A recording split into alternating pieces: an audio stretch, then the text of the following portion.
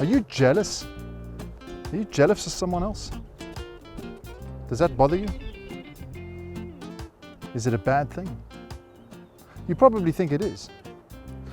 But if we turn to Friedrich Nietzsche, the explosive and controversial philosopher, we'll find a quite different response.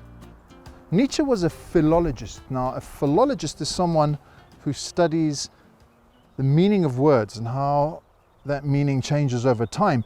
And what he noticed was that European languages were saturated with an ethic that was completely Christian. When we say good, we mean meek. When we say virtuous, we mean spiritual and pious. When we say bad, we mean arrogant, we mean strong, we mean domineering. And Nietzsche, who loved the Romans, he went back to that period of history and noticed that for Romans, good was strong, good was imperialistic. There was a different ethical framework in place.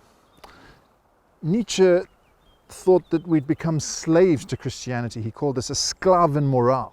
He thought that Christianity was slave morality, that was teaching us to despise life and prefer the afterworld.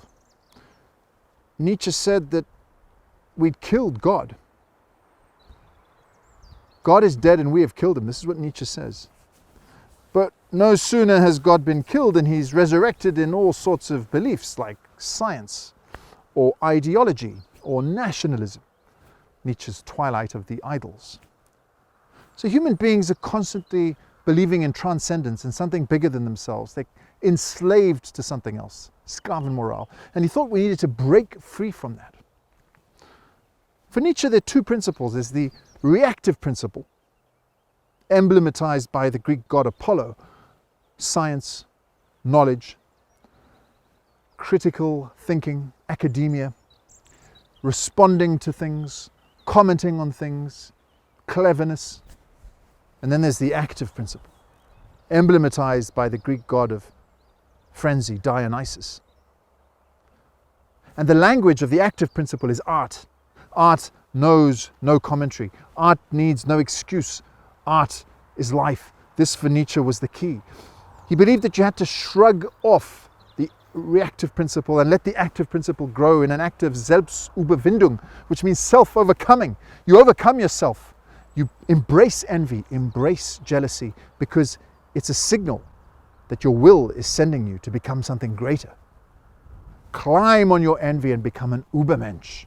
Now, an Übermensch for Nietzsche is a tragic artist who's living through the powerful, symbolic, and otherworldly language of art.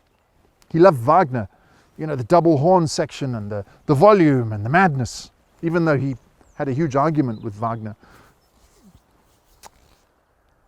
Now, Nietzsche's ideas are polemical. The Übermensch, Sklavenmoral, Selbstüberwindung. And he was picked up, unfortunately, by the wrong crowd. Nietzsche's sister, Elisabeth Nietzsche, who was a professed Nazi towards the end of her life, she's accredited with largely rewriting his last book, The Will to Power. And unfortunately, he became a sort of poster boy for the Nazis, Nietzsche, even though his ideas are not Nazi ideas. Nietzsche's life was tragic. He was brilliant. But Nietzsche saw a horse being whipped in a piazza in Torino, and shocked by this act of pettiness and evil, he held onto the horse's neck, and then when he let go, he collapsed in a state of psychic exhaustion, never to recover.